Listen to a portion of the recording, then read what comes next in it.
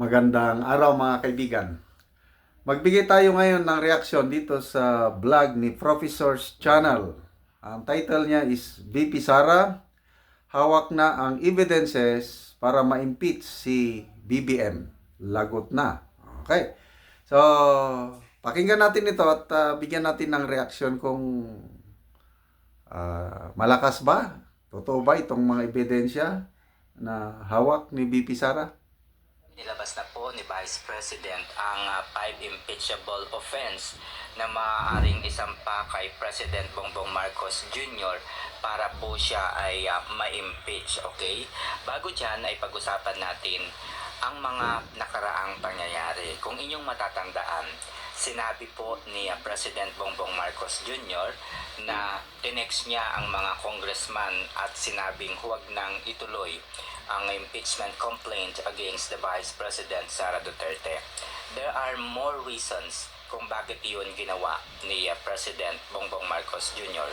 Una, inililigtas niya ang sarili para isipin ng marami at isipin ni Vice President Sara Duterte na hindi siya ang nasa likod ng impeachment complaint against her.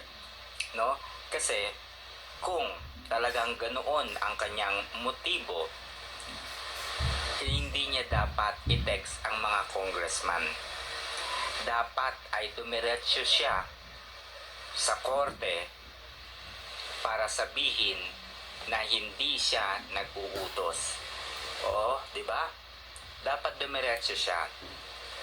Dapat ay kinausap niya si Sara Duterte. Pero ang ginawa niya, so, ang comment ko dyan is dapat diniritso niya si Speaker Martin Romualdez. To me, yung pa-text-text na yun is a sign of weakness. He is not in control. Yan lang masasabi ko. Tapos, inilik pa. Sinadyang ilik para malaman ng sambayanan. No? Parang drama.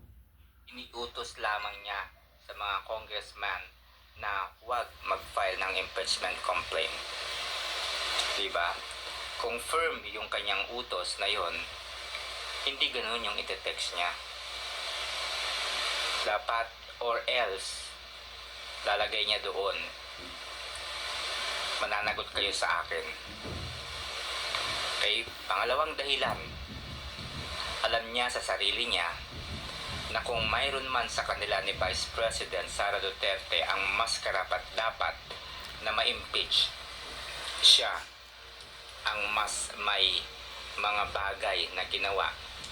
Katulad na lamang ng paglilipat ng pondo ng PhilHealth mula sa PhilHealth patungo sa National Treasury. Ang malupit po ito mga... Yan,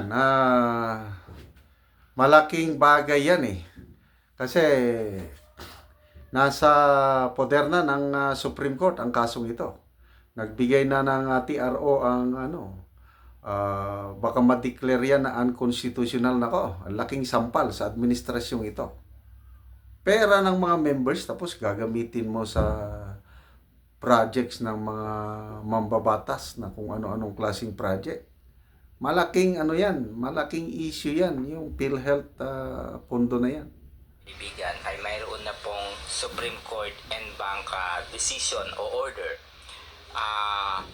na dapat ay pigilan o ihinto, no, ni na BBM at ni Martin Romualdez kasama ng ilang congressmen ang paglilipat ng pondo mula sa PhilHealth patungo sa National Treasury.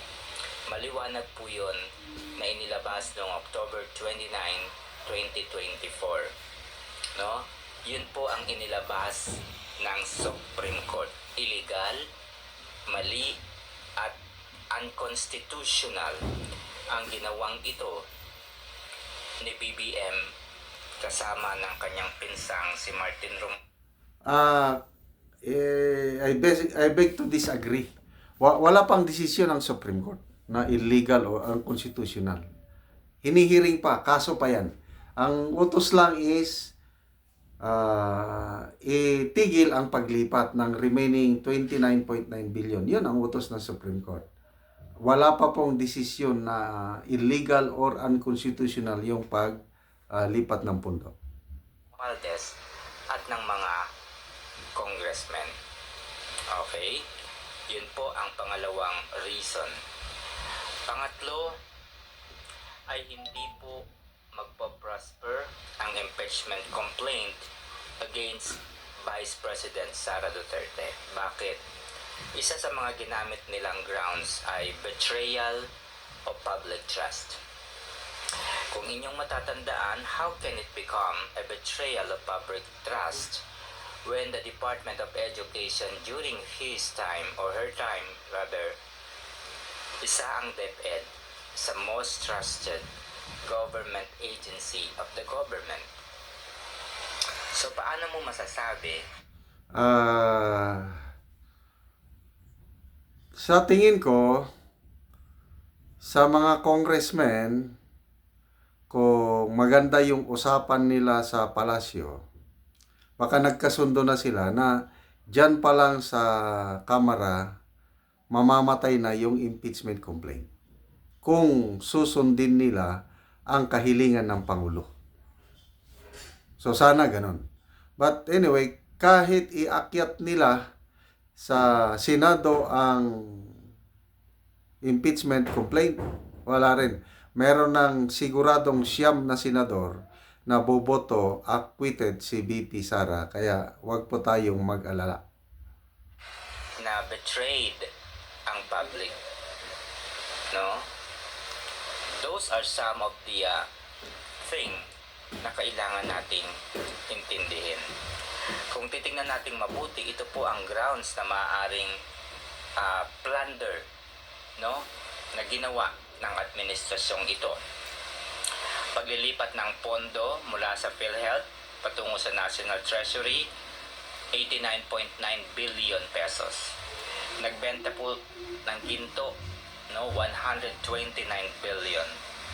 GSIS 62.5 billion, SSS 62 billion, Land Bank of the Philippines 62 billion, Development Bank of the Philippines 62 billion, PDIC 117 billion, ang sinasabing flood control project 500 billion, ayuda, no, na ginawa po ni Martin Romualdez na nagkakahalaga ng 500 billion pesos. Ang confidential fund na inilaan sa Office of the President ay 4.5 billion pesos. And of course, yung mga nananalo sa sweepstakes, sa loto, no, na hindi makatotohanan. Okay? Pangalawa, yung ibinabato nila kay Sara Duterte na death threat. Ang nauna po talagang gumawa ng paraan para i-assassinate o para patayin o para patahimikin ang Vice President ay ang grupo po, no? Ang grupo ni Marbil. Okay? Okay, speaking of impeachable offense na posibleng gamitin laban sa Pangulo, to me, yung Duran-Duran party nung birthday ng Pangulong Marcos, may narinig akong mga abogado, 3 batas ang na-violate yun. So, graft and corruption ang violation yun doon. So, yung Anti-Graft and Corrupt Practices Act, mayroong Presidential Decree number 86, then yung Ethical Standards and Public Accountability. 3 batas na ito na nagsasabi, bawal ang mga government officials na magtanggap ng regalo, including yung entertainment. Bawal yun. So, that's impeachable offense. Yung pagkanong ginastos doon, ilang 100 million ba? Pambayad doon sa Duran-Duran. Mga law expert na ang nagkomentaryo just after yung birthday na yun.